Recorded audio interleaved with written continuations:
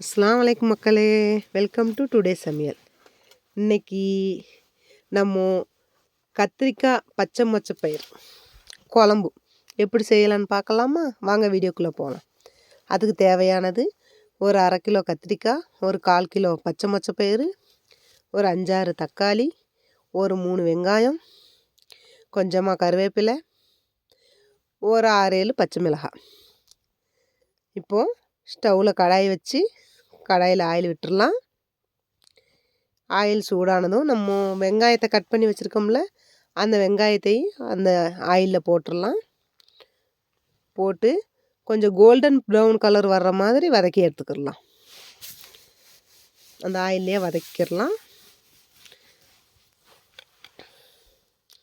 இப்போ onions golden brown colour வந்துருச்சுல, இப்போது நம்ம கட் பண்ணி வச்சுருக்க தக்காளியை அதில் கொட்டிடலாம். அதில் கொட்டிட்டு லைட்டாக அதையும் வதக்கி எடுத்துக்கிடலாம்.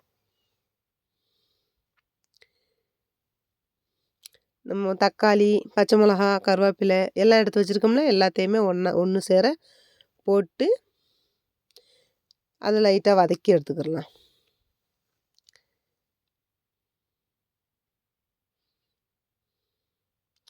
லைட்டாக வதங்கினதுக்கப்புறமா இப்போது நம்ம குழம்புக்கு தேவையான சால்ட்டு, 1 ஸ்பூன் சால்ட்டு எடுத்துக்கிடலாம். அதையும் அந்த டமாட்டா நம்ம வதக்கி எடுக்கிறோம்ல, அந்த தக்காளிலேயே 1 ஸ்பூன் சால்ட்டையும் போட்டுடலாம்.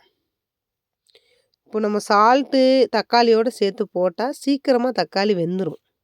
அதனாலேயே எப்போவுமே சரி, நம்ம எந்த குழம்பு செஞ்சாலும் தக்காளி வதங்கும் போதே சால்ட்டு போட்டோம்னா சீக்கிரமாக வதங்கி வந்துடும்.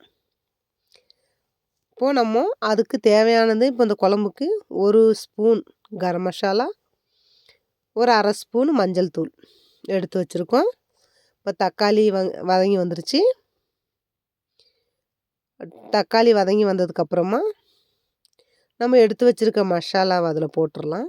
மசாலா, மஞ்சள் தூள் அதையும் போட்டு அதில் கொஞ்சம் லைட்டாக பச்சை ஸ்மெல்லு போகிற அளவுக்கு வதக்கிக்கிறலாம். பச்சை ஸ்மெல்லு போகிற அளவுக்கு வதக்கிட்டு, இப்போது நம்ம குழம்புக்கு தேவையான காரம் 3/4 ஸ்பூன் காரம் போட்டு அதையும் லைட்டாக ஒன்று போல் வதக்கி எடுத்துக்கிடுவோம். அது வதங்கினதுக்கப்புறமா நம்ம கத்திரிக்காய் கட் பண்ணி வச்சுருக்கோம்ல, அந்த கத்திரிக்காய் பீசஸை அந்த தாளிப்பில் போட்டுருவோம். இப்போது நல்லா ஒன்று சேர அந்த மசாலா, அந்த கத்திரிக்காய் எல்லாமே நல்லா கலந்து விட்டுக்கிடலாம். கலந்து விட்டுட்டு ஒரு 5 நிமிஷம் மீடியம் ஃப்ளேம் வச்சு ஒரு 5 நிமிஷம் விட்டுறலாம். வதங்கி வரட்டும் கத்திரிக்காய். இப்போ ஒரு 5 நிமிஷம் ஆனதுக்கப்புறமா ஒரு தடவை கலந்து விட்டுக்கிடலாம். அடி பிடிக்காமல் இருக்கிறதுக்கு அப்பப்போ ஒரு தடவை 2 தடவை கலந்து விட்டுக்கிறணும். இப்போ நம்ம பச்சை மொச்சப்பயிறு எடுத்து வச்சுருக்கோம்ல, அவிச்சு வச்ச பச்சை மொச்சப்பயிறு அதையும் அதை கொட்டிடலாம். ஏன்டா நம்மளுக்கு கத்திரிக்காய் வேக டைம் ரொம்ப நேரம் எடுக்காது, ஒரு 10 நிமிஷம் பிடிக்கும், அவ்வளோதான். அதனாலேயே இந்த பச்சை மொச்சப்பயிறு இது சீசன் வாரியாக தான் நம்மளுக்கு கிடைக்கும். இது பச்சை மொச்சப்பயிரை அவிச்சு வச்சுக்கிடணும். அவிச்சு அதில் ஒன்றா போட்டு மசாலா எல்லாமே ஒன்று சேர கலந்து விடணும். கலந்து விட்டு ஒரு 5 நிமிஷம் மூடி போட்டு ஒரு தடவை மறையும் அடி பிடிக்காமல் கலந்து விட்டுக்கிடலாம். கலந்து விட்டுட்டு இப்போ நம்ம குழம்புக்கு தேவையான அளவு தண்ணீர் அதில் தண்ணி ஊற்றிடலாம்.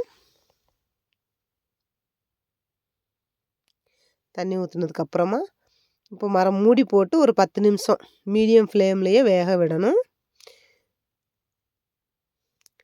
ஒரு 10 நிமிஷம் ஆனதுக்கப்புறமா ஒரு தடவை நல்லா கிண்டி விட்டுக்கிடுவோம். அவ்வளோதாங்க, பச்சை மொச்சப்பயிறு கத்திரிக்காய் குழம்பு ரெடி.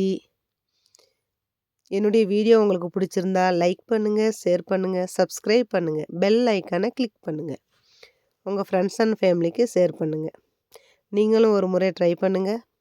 எப்படி இருக்குது, டேஸ்ட் எப்படி இருக்குன்னு பார்த்து எனக்கு காமெண்ட்டில் வைங்க.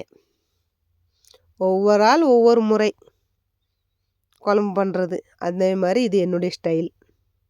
நீங்களும் ஒரு தடவை ட்ரை பண்ணுங்கள். குழம்பு எப்படி இருக்குன்னு காமெண்ட்டில் வைங்க.